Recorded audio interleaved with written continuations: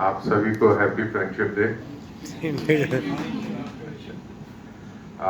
मैं गोपेश लंगोरा, बेसिकली मैं एक डायबिटिक एजुकेटर हूँ और हेल्थ केयर सेक्टर में लास्ट 41 ईयर्स से हूँ।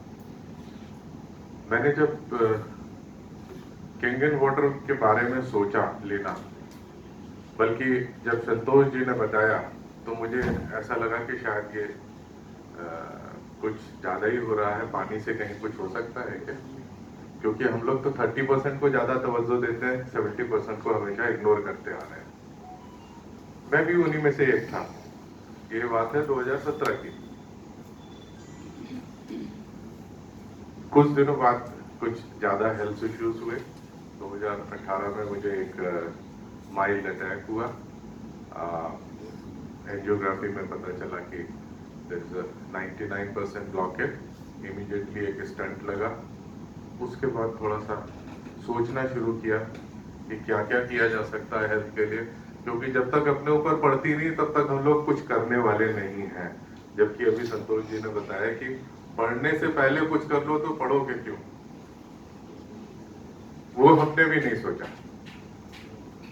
जब एक स्टंट पड़ गया तो जितने मिलने वाले आते थे सब कहते थे थोड़ा अपने बारे में ध्यान करो।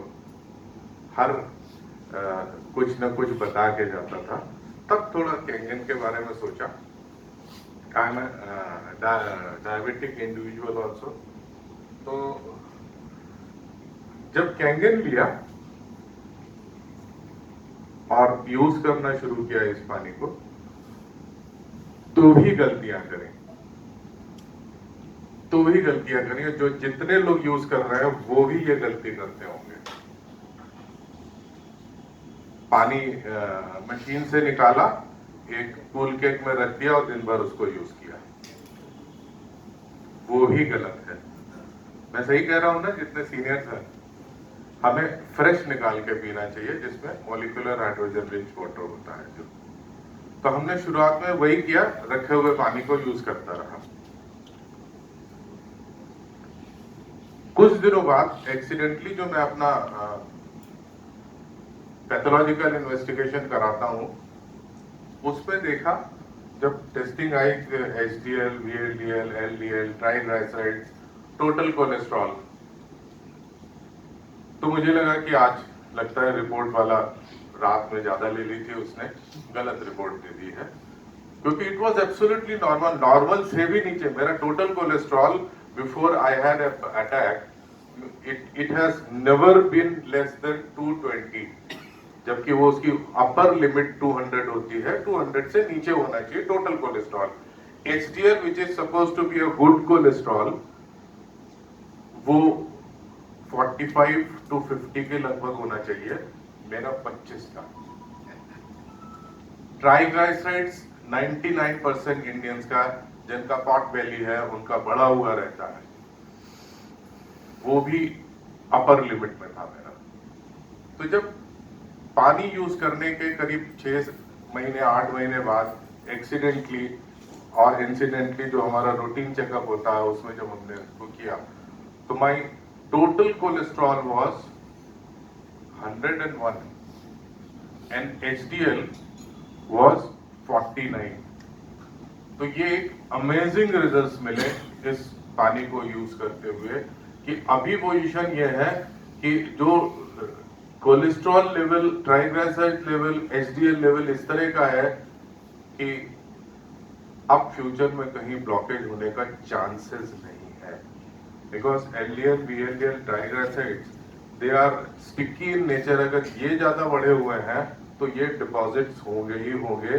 HDL अगर कम है तो ये कैरिंग इन नेचर होता है, तो ये उसको कैरी नहीं कर पाएगा, आपके अंदर डिपॉजिट्स होंगे होंगे। अभी हमारे पास क्या है? LDL, VLDL, ट्राइग्लिसराइड लेवल से भी नीचे है, कहीं डिपॉजिट्स नहीं होंगे। HDL का जो लेवल है ऊपर आ चुका है, ये अब डिपॉजिट्स होने भी नहीं देगा।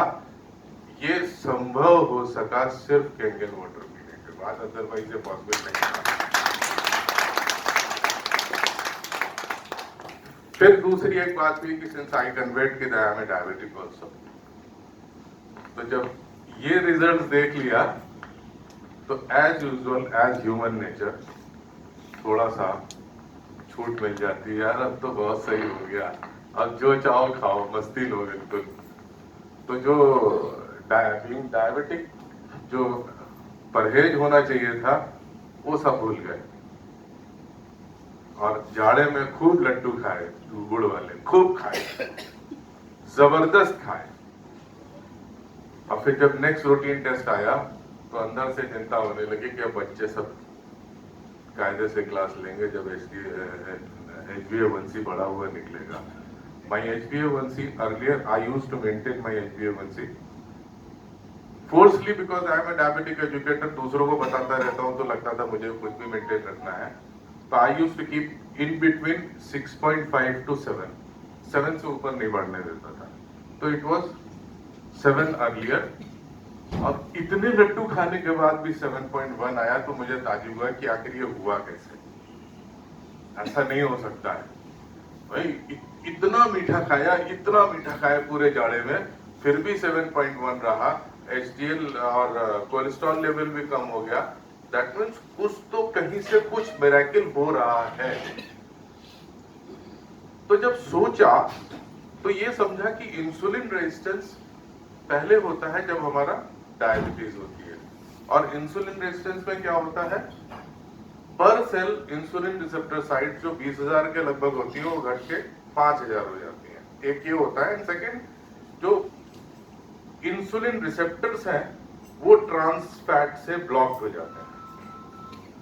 और जब आप पानी जो पी रहे हैं, ये जो इमल्सिफिकेशन का जो इसका वर्क है, ये जितने भी ब्लॉक्ड इंसुलिन रिसेप्टर साइट्स हैं उनको ओपन कर देता है। When the insulin receptor sites are open तो ग्लूकोज मेटाबॉलिज्म बेटर हो जाता है, ग्लूकोज का मैनेजमेंट बेटर हो जाता है, और आपका ग्लूकोज लेवल भी बेटर आ जाता है।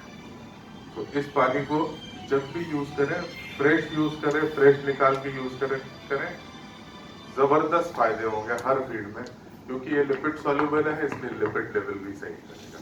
Thank you.